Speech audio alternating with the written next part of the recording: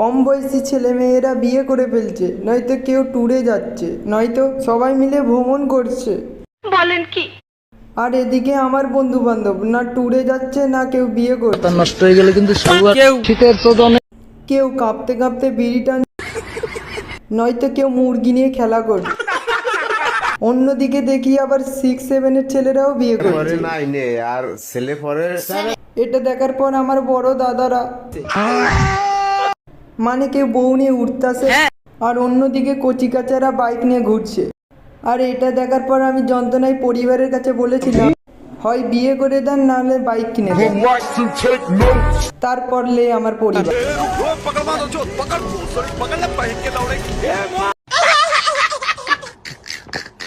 আর অন্যদিকে বেশি বয়সে বিয়ে হওয়ার পর